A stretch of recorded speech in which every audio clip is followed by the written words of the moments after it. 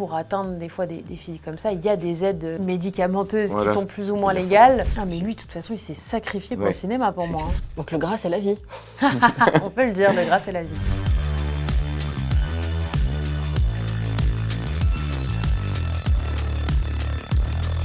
Bonjour, je m'appelle Laura Martinez, je suis diététicienne du sport. Bonjour, je m'appelle Maxime Auchard et je suis kinésithérapeute du sport. Quand vous voyez ces transformations, est-ce que vous êtes impressionné? Est-ce que vous êtes inquiet quand vous voyez des gens perdre énormément de poids ou en prendre énormément? Impressionné, oui, parce qu'on connaît, je pense, la rigueur et la discipline qu'il faut mettre en place pour atteindre ses objectifs. Inquiet d'une certaine manière en tant que professionnel de santé parce que justement, c'est pas toujours compatible avec une bonne santé. On peut voir comment le corps humain peut changer, passer d'un extrême à un autre, mais je trouve ça inquiétant aussi parce que par moments, les délais entre les deux, ils sont assez courts. Ça va? J'ai pas l'air d'aller. Si t'étais plus maigre, tu pourrais pas vivre. Non. Ce qu'on voit, c'est déjà un amaigrissement poussé à son extrême. Nous, je pense qu'en tant que professionnels de la santé, on voit derrière un peu la face qui est invisible quand on voit des films comme ça, ou pas d'ailleurs, avec, je pense, beaucoup de dénutrition, une fragilité osseuse aussi qu'on retrouve assez facilement, malheureusement, quand on atteint des pertes de poids aussi extrêmes, et une fragilité, oui, je pense, dans son ensemble. Puis là, au final, on regarde au niveau de la masse musculaire, il n'y a plus rien. C'est vraiment, il a la peau sur les os. Au niveau du visage, il est marqué. Au niveau des clavicules, on voit même plus ses muscles. C'est juste que les os. Quand on voit ça, dans la vie quotidienne, être dans cet état-là, c'est une fatigue extrême, c'est des privations qui sont extrêmes aussi. C'est quand même assez alarmant. Et même cognitivement, pour maintenir un état de concentration, on se retrouve souvent face à des personnes qui sont extrêmement fatiguées parce que le moindre effort est beaucoup plus coûteux quand on atteint des physiques comme celui-ci. C'est une multitude de risques. En fait, c'est au niveau, au niveau viscéral, au niveau cardiaque, au niveau pulmonaire, au niveau osseux, il y a un risque de fracture qui est plus important. Au niveau cardiaque, il y a les risques qui sont un peu plus importants aussi, faire de l'hypotension artérielle. Dans un corps qui est aussi amaigri, une simple chute peut plus facilement du coup entraîner des fractures et des blessures bien plus graves que si vous et moi on courait et qu'on tombait, quoi. Au niveau cérébral aussi, avec des troubles de l'humeur, un syndrome qui peut être dépressif aussi. Quand on prive son cerveau et son organisme d'énergie, ça entraîne toutes les conséquences qui ont été citées. Et d'un point de vue alimentaire, on peut se tourner malheureusement vers un trouble du comportement alimentaire qu'on appelle l'anorexie. Et sur le papier, en tout cas de ce qu'on voit, il coche déjà beaucoup de cases. Je dois voir le docteur Sévard. Le docteur Sévard n'est pas là aujourd'hui. J'attendrai pas jusqu'à demain. Si vous me dites quel est le problème, je peux peut-être vous aider. Vous voulez la liste de mes problèmes? Pour Matthew McConaughey, quand on regarde un peu sur sa perte de poids, c'était un peu plus encadré et je pense qu'il avait dû être suivi aussi par une équipe de professionnels de santé par rapport à ça. Je trouve ça un peu moins inquiétant, même si pour moi ça le reste quand on le voit sur ce plan-là, que Christian Bale. Parce que le régime qui s'est imposé a été moins drastique que Christian Bale. Et dans leurs deux cas, le fait d'avoir à la base quand même un corps très musclé, est-ce que ça les protège un peu plus? Pas forcément, parce que dans tous les cas, ils vont perdre, s'ils perdent du poids, ils vont perdre forcément de la masse musculaire. C'est un peu la protection de leurs articulations et de leurs os et qui vont perdre. Souvent, le tissu gras, on le voit comme quelque chose de très négatif ou autre, mais il y a quand même bien des aspects qui sont plus que bénéfiques pour la santé. Pour tout ce qui va être synthèse des hormones sexuelles ou autres, c'est ce qui permet d'alimenter aussi le cycle menstruel de la femme, même si là on est sur des exemples masculins, mais des trop grosses pertes de masse graisseuse peuvent entraîner des diminutions de taux de testostérone, du coup des troubles de fertilité. Donc le gras, c'est la vie. On peut le dire, le gras, c'est la vie. On peut dire ça comme ça, oui. Vos prestations ont fait impression.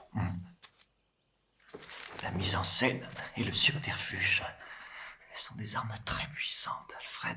Et ça, c'est 1 an après, c'est ça que tu disais? C'est même moins d'1 an après. Je crois que c'est de l'ordre de 9 mois, quelque chose comme ça. Ouais, sur le papier, c'est moins dangereux quand même, parce que du coup, il s'alimente plus, il répond plus à ses besoins, surtout que là, on voit qu'il a quand même une composition corporelle qui a l'air plutôt saine. Après, c'est pareil, tous les objectifs qui sont mis en place sur des laps de temps plus ou moins courts sont jamais très bénéfiques, surtout si derrière on n'arrive pas à maintenir ces résultats-là. Il a dû avoir une alimentation bien structurée, bien carrée, peut-être même encore avec des restrictions du coup. C'est une alimentation qui va être du coup hyper énergétique, hyper protidique pour reprendre du poids et faciliter le développement de la masse musculaire. Et Maxime, quelle préparation physique on peut imaginer là dans son cas pour retrouver du muscle? C'est quasiment du quotidien, voire même du bi-quotidien, où on va venir chanter un peu ce travail d'endurance et là faire de la force pure. Par contre, dans ces cas-là, il faut qu'il soit bien suivi par un coach ou par un professionnel de santé aussi, puisque là, ça fait une prise de masse qui est quand même assez importante sur un laps de temps qui est très court. Il a forcément été suivi. Ouais. Pour avoir des résultats comme ça au bout de 8-9 mois, c'est quelque chose de très carré d'un point de vue entraînement, alimentaire, sommeil. Il s'est préparé comme un sportif de haut niveau, je pense. Pour moi, c'est pas sain de prendre autant de muscles en si peu de temps. Parce qu'après, ça fait un peu le yo-yo et il va jamais se stabiliser. L'idéal, c'est vraiment dans la durée de venir s'entraîner et d'avoir un entraînement qu'on puisse tenir, non pas sur quelques mois, mais sur plusieurs années.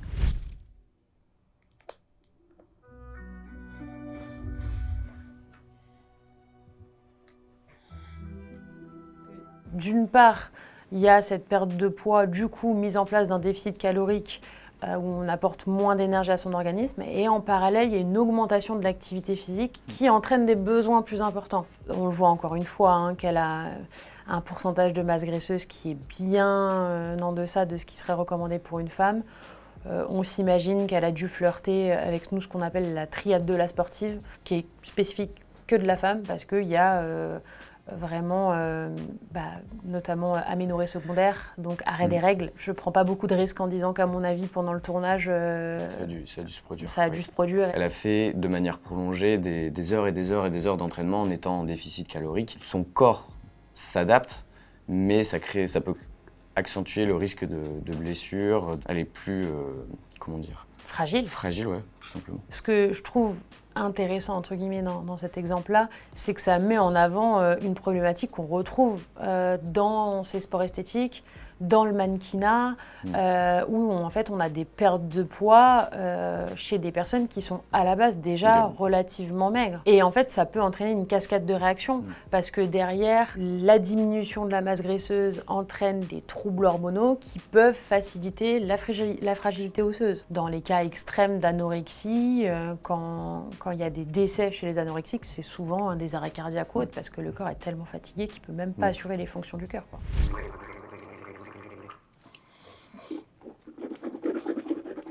À quoi tu penses?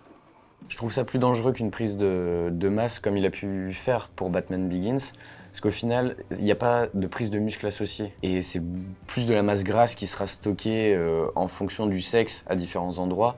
Et ça va venir impacter directement tout ce qui sera articulation et tendons. Ça peut augmenter le risque d'infarctus. Tu peux avoir des troubles du rythme aussi. Une prise de masse graisseuse aussi rapide et importante peut entraîner des stockages autour des organes, justement, qui peuvent entraîner des troubles métaboliques, même diabète, syndrome métabolique, obésité, dyslipidémie ou autre. Les lipides viennent se loger là où ils peuvent et souvent ça peut être dans les vaisseaux. Les vaisseaux peuvent se boucher et d'où le fait de faire un infarctus. Et donc du coup, quand on doit prendre du poids comme ça, on doit s'y prendre comment? C'est burger?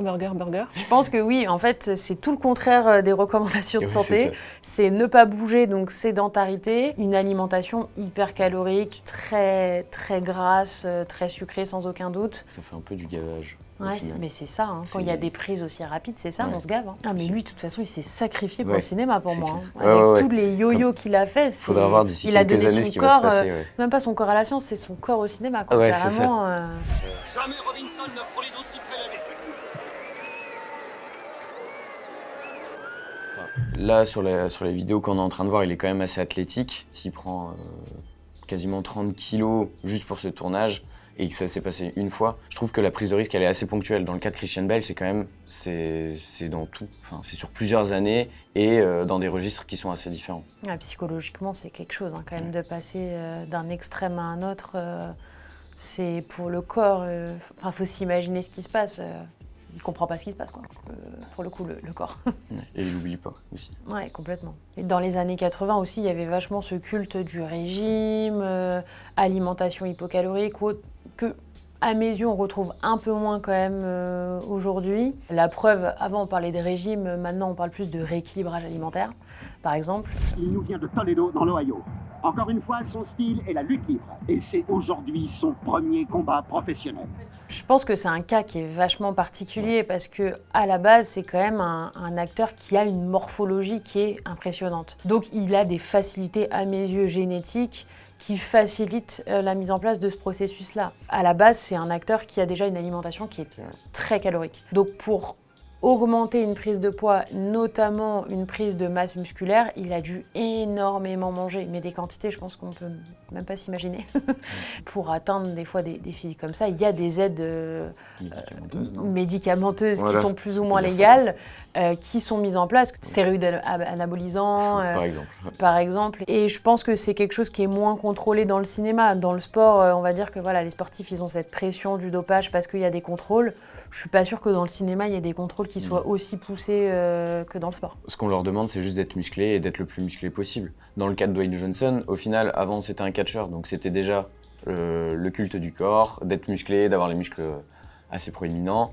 Et au final, sur tous les films qu'il fait à l'heure actuelle, ben, on le retient par rapport à sa musculature. Et Laura, tu disais il doit avoir un régime hyper calorique qu'on n'imagine même pas, mais essayons d'imaginer, grosso modo, c'est combien de repas par jour et quel type de repas Est-ce qu'il prend un grand steak dès le petit-déj ou... Oh, mais pas qu'un steak pour moi. Hein. Ouais. Ah oui, non, moi je pense qu'il se rapproche des 8000, 9000 kilocalories par jour, ce qui est peut-être 4 fois plus important que vous et moi. Il y en a beaucoup qui doivent se dire c'est génial, il mange toute la journée ou autre, mais en fait au quotidien je pense que pour terminer ses assiettes, alors il doit avoir l'habitude. Hein. Même si on voit un physique qui est très athlétique, très musclé ou autre, s'envoyer une quantité calorique aussi importante et même une quantité de protéines aussi importante, c'est pas sans risque. La prise de poids est quand même moins extrême que ce qu'on a pu voir tout à l'heure. Donc en soi, moi, c'est moins alarmant que pour les rôles masculins. Si sa prise de poids, elle est étalée sur plusieurs mois, là, il n'y a pas de souci. Puis là, quand on voit au final son gabarit, c'est pas un gabarit extrême. Je trouve qu'elle est dans la norme du sportif, si on peut dire ça comme ça. Nous, je pense, en tant que professionnels de la santé, on se dit justement que c'est impressionnant parce que la femme, physiologiquement, est plus à même de stocker de la masse graisseuse. Développer de la masse musculaire en limitant la prise de masse graisseuse, je ne vais pas dire que c'est un exploit, mais c'est quelque chose de plus rare chez la femme. D'un point de vue hormonal, en fait, la femme produit beaucoup moins de testostérone que l'homme, et du coup, pour la prise de masse, c'est un peu plus difficile. Tu t'amuses bien? Ouais. Excellent.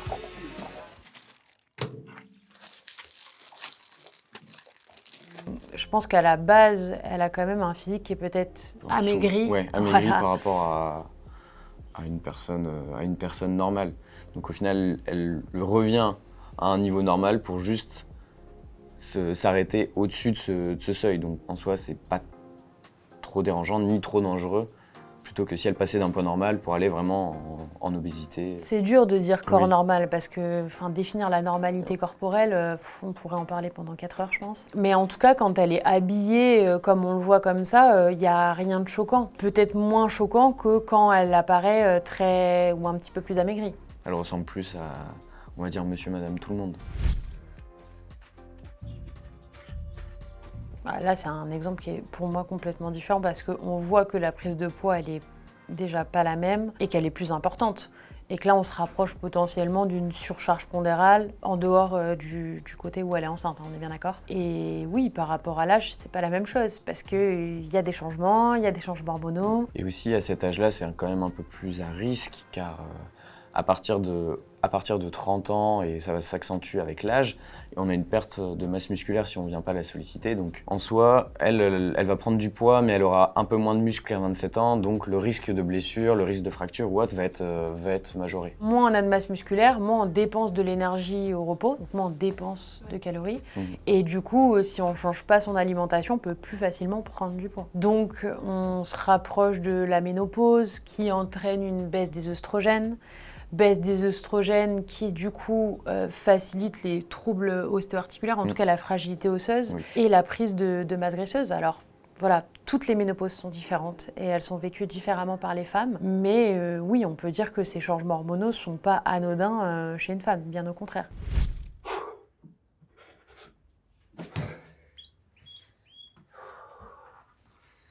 Je trouve ça plus sain de ce que je vois en vidéo, parce qu'au final, c'est pas non plus le corps très très athlétique de Dwayne Johnson, où il est très bodybuildé, très musclé. Là, c'est juste une force athlétique pour être en mesure de là faire des tractions, on va dire pompe, un peu ce que les pompiers doivent faire. La prise de poids, le développement musculaire a sans doute été progressif. Il a dû faire ça doucement mais sûrement, en étant très accompagné. Et du coup, ça change beaucoup de choses d'un point de vue santé. Quel type d'accompagnement on peut imaginer pour arriver à ce résultat? Il a dû se mettre un peu dans les conditions des pompiers et développer les muscles qui sont le plus sollicités par rapport aux pompiers. Donc c'est être en mesure de grimper, de faire des tractions ou autre, donc vachement sur le haut du corps. Cette capacité qu'ont les meilleurs acteurs à se mettre dans la peau en fait, des personnages, c'est un très bon exemple. Ouais, voilà, c'est ça. Et qui semble en tout cas sain. Et en termes d'alimentation, qu'est-ce qu'on peut imaginer comme régime alimentaire pour lui à ce moment-là? Alors forcément, des apports alimentaires qui sont majorés par rapport à ses habitudes, puisque il a quand même un gabarit et une morpho assez... on va dire, fine de base, mais quelque chose de relativement équilibré. Je pense pas qu'il y a eu, en tout cas de ce qu'on peut imaginer, de la privation ou autre, et j'espère quelque chose qui a été mis en place sur du moyen long terme pour justement éviter de trop perturber l'organisme avec des changements brutaux. On peut en conclure de manière un petit peu rapide que le cinéma français est un peu plus raisonnable en étant un peu moins spectaculaire et que donne le bon exemple en matière de transformation physique. Non, sur ces exemples, je pense qu'on peut le dire. Ouais, on peut être clairement. fier d'être français. Ouais, voilà. Fier du cinéma français. Après, je pense qu'il y a aussi un détail qui est à prendre en compte, c'est que ça reste un film plus récent que les autres. Donc on peut peut-être élargir sur le fait que peut-être que les pratiques ont aussi changé au cours des années. C'est ce que j'ose espérer.